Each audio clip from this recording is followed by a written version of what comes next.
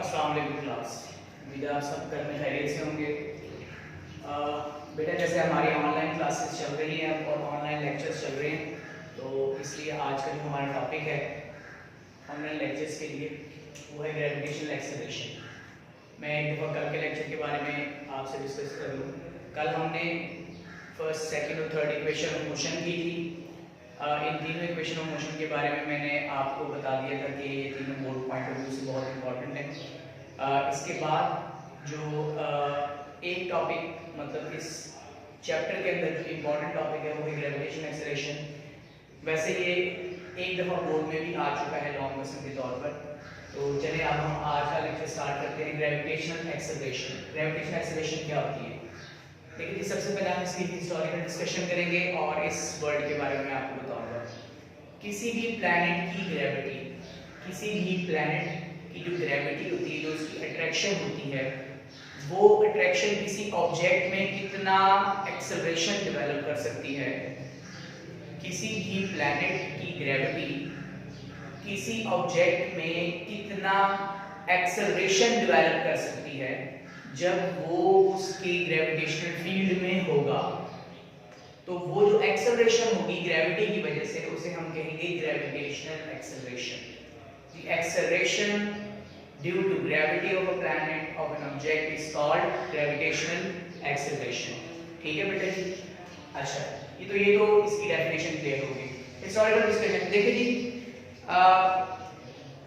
Galileo Galilei ये साइंसदान था जिन्होंने ये एक्सपेरिमेंट किया था पीसा के लीनिंग टावर से। उन्होंने डिफरेंट वेट के ऑब्जेक्ट्स को वहां से ड्रॉप किया था और हर ऑब्जेक्ट का टाइम कैलकुलेट करके और उसकी हाइट कैलकुलेशन के जरिए उन्होंने ये बताया कि तमाम ऑब्जेक्ट सेम एक्सेलरेशन से जमीन पर पहुंचते हैं। तो इस एक्सेलरेशन से ये क्लियर हुआ था कि जमीन की जो ग्रेविटेशनल एक्सेलरेशन है, अर्थ प्लैनेट की जो ग्रेविटेशनल एक्सेलरेशन है, ये है 10 मीटर पर सेकंड स्क्वायर।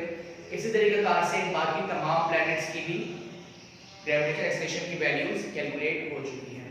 जी, टॉपिक स्टार्ट करते हैं। Definition: the acceleration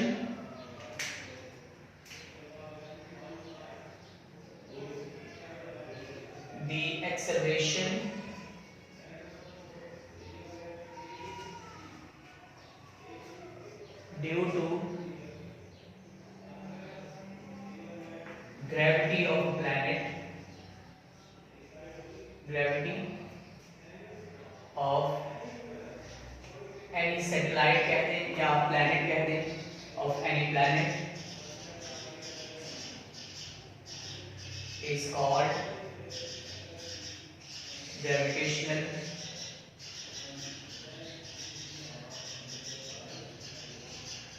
acceleration.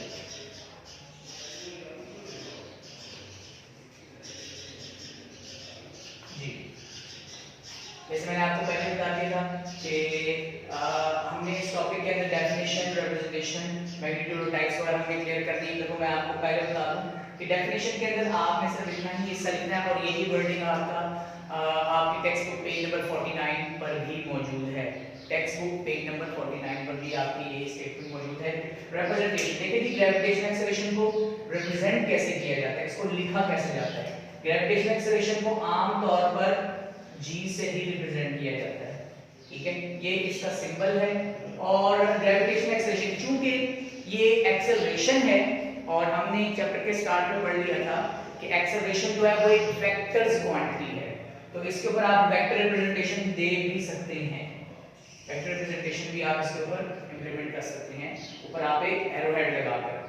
अच्छा, ग्रेविटेशनल एक्सेलरेशन को g से रिप्रेजेंट किया जाता है और चूंकि इसकी डायरेक्शन होती है टुवर्ड्स द प्लैनेट, प्लैनेट की जानिब, मतलब जिस जानिब ऑब्जेक्ट मूव कर रहा होता है। फॉर एग्जांपल, अगर मैं इस बोर्ड मार्कर को यहां से रिलीज करता हूं, अगर मैं इस बोर्ड मार्कर को यहां से रिलीज करता हूं तो ये बोर्ड मार्कर डाउनवर्ड एक्सेलरेट करेगा, अपनी फोर्स की जानिब, अपनी ग्रेविटी की जानिब मूव करेगा। तो जमीन जो है वो इस बोर्ड मार्कर को अपनी तरफ अट्रैक्ट करता है।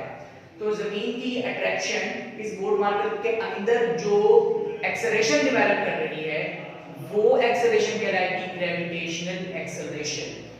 जी, इसे जी से रिप्रेजेंट किया जाता है और इसका यूनिट है मीटर पर सेकंड स्क्वायर, मीटर पर सेकंड स्क्वायर, ये इसका एक्सेलरेशन, इसका यूनिट है। मैग्नीट्यूड डिफरेंट प्लैनेट्स पर, जैसे मैंने आपको बताया, डिफरेंट प्लैनेट्स पर वैल्यूज डिफरेंट हैं। ग्रेविटेशन एक्सेलरेशन अर्थ पर g, साथ में आप e रिप्रेजेंट करें, अर्थ पर इसकी वैल्यू है 10 मीटर पर सेकंड स्क्वायर, मून पर बेटा इसकी वैल्यू है 1.6 मीटर पर सेकंड स्क्वायर, जबकि मार्स पर, मरीख पर इसकी जो वैल्यू है, कैलकुलेटेड वैल्यू 3.77 मीटर पर second square. Similarly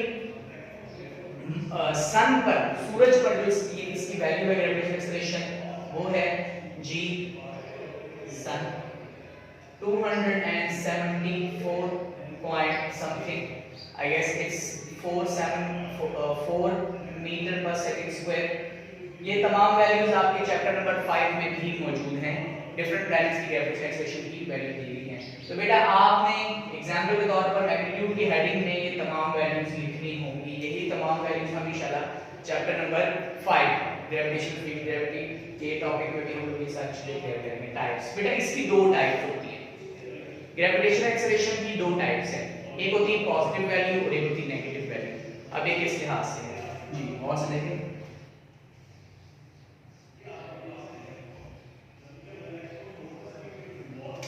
positive gravitational acceleration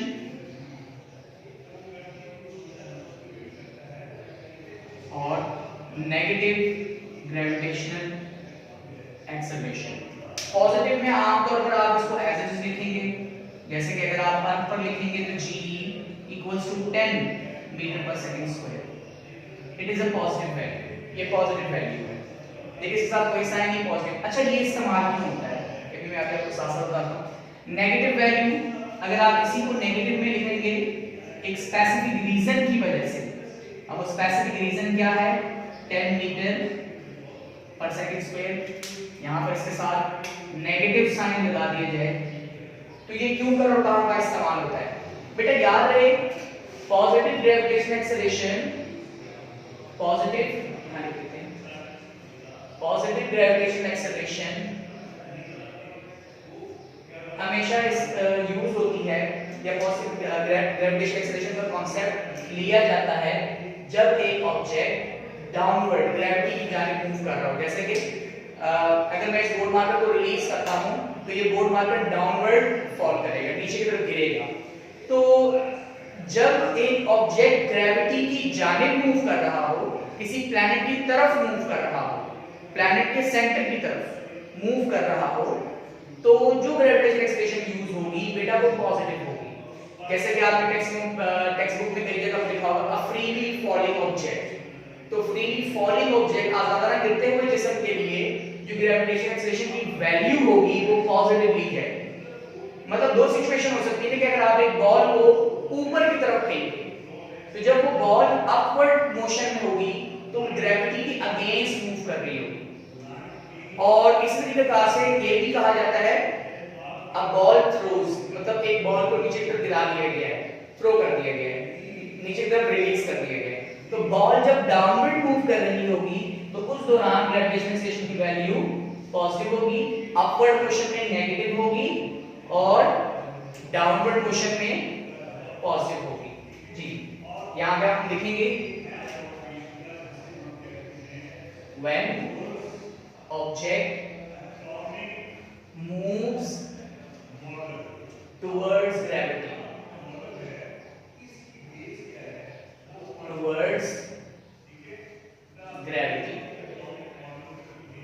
similarly negative कब लिया जाता है बेटा, ये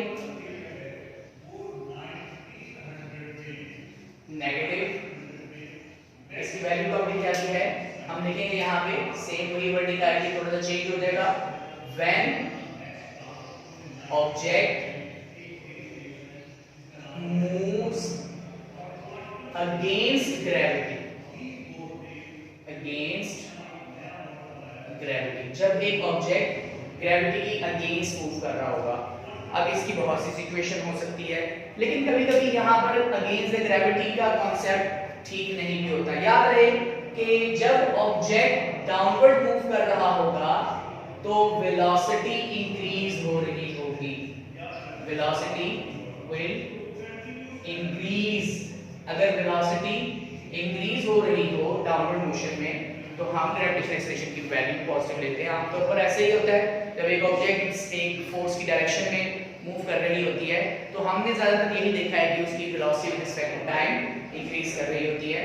अच्छा, तो when object moves against the gravity, जब एक ऑब्जेक्ट ग्रेविटी के अगेंस्ट मूव कर रहा हो, जैसे कि एक बॉल को पकड़े आप अपने हाथ में और इस बॉल को अपवर्ड मोशन में ऊपर की तरफ फोर्स लगाएं, तो बॉल जब अपवर्ड मोशन में होगी तो उसकी velocity with respect to time zero हो रही होगी, मतलब स्लो हो रही होगी, कम हो रही होगी। तो यहां हम लिखेंगे velocity will decrease with respect to time, with respect to time। तो जब एक बॉल डाउनवर्ड मूव कर रही होती है तो उसके लिए g की वैल्यू क्या ली जाती है, पॉजिटिव ली जाती है, और जब एक बॉल अपवर्ड मूव कर रही होगी तो वहां पर g की वैल्यू नेगेटिव ली जाएगी। ये याद रखिएगा। तो अब आगे यही कॉन्सेप्ट मैथमेटिक्स में भी इस्तेमाल होंगे, मैं दोबारा आपको रिमाइंड करवाऊंगा यही बातें। अच्छा, इस दौरान आमतौर पर क्या होता है, इस दौरान जब ball against the gravity move कर रही हो, इस दौरान आमतौर पर वेलोसिटी डिक्रीज हो रही होती है, और इस दौरान आमतौर पर वेलोसिटी इंक्रीज हो रही होती है बेटा। याद रखना है आपने, बहुत इंपॉर्टेंट कॉन्सेप्ट है ये। अच्छा, जब हाईएस्ट पॉइंट पर ये ऑब्जेक्ट पहुंचेगा तो वहां पर इसकी वेलोसिटी जीरो हो जाती है। जब एक ऑब्जेक्ट को अपवर्ड थ्रो किया जाता है, ऊपर की तरफ थ्रो किया जाता है, तो वो बॉल ऊपर जाते वक्त स्लो हो रही होती है और मैक्सिमम हाइट पर उसकी वेलोसिटी जीरो हो जाती है। वो वहां बहुत मामूली वक्फे के लिए रेस्ट कंडीशन में आ जाता है। इस चीज को समझने के लिए मैं हमेशा एक बहुत ही फनी एग्जांपल देता हूं, टॉम एंड जेरी कार्टून की। ठीक है, आमतौर पर आप लोगों ने देखा होगा टॉम एंड जेरी में कि एक जब वो टॉम किसी वजह से वर्टिकल मोशन में होता है, ऊपर की तरफ जा रहा होता है, तो वो स्लो हो रहा होता है, और मैक्सिमम हाइट पर पहुंचने के बाद वो थोड़ी देर के लिए रुक जाता है। मतलब जब वो अगेंस्ट द ग्रेविटी मूव कर रहा होता है तो उस दौरान उसकी वेलोसिटी रिड्यूस हो रही होती है, और मैक्सिमम हाइट पर पहुंचने के बाद उसकी वेलोसिटी जीरो हो जाती है, वो रेस्ट कंडीशन में आ जाता है। और उसके बाद जब वो डाउनवर्ड मोशन में होता है, जब वो नीचे आता है तो उसकी वेलोसिटी इंक्रीज, मतलब वो तेजी से नीचे आ रहा है। तो ये वेलोसिटी इंक्रीजिंग और डिक्रीजिंग का concept vertical motion when object moves downward and when object moves upward concept में आता है। वैल्यूज दो हैं, एक है positive value of gravitational acceleration when object moves vertically upward, जैसे मैंने वहां पर क्लियर कर दिया। Thank you very much.